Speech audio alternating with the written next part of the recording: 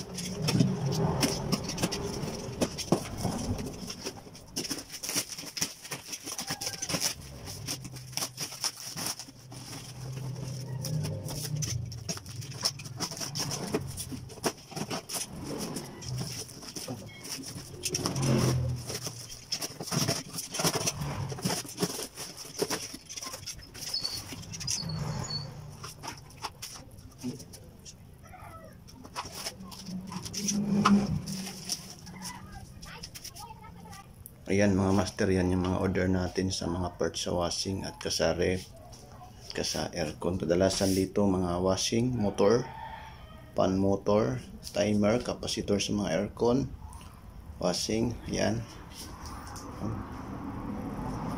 Babaklasin natin yan lahat. Push ko lang. Ayan mga master, yan yung mga order natin. Ito yung order para sa aircon. Yan yung mga value nya. Dito yung para sa washing. Din ito yung para sa aircon at washing din na kapasitor, yung 4 na terminal.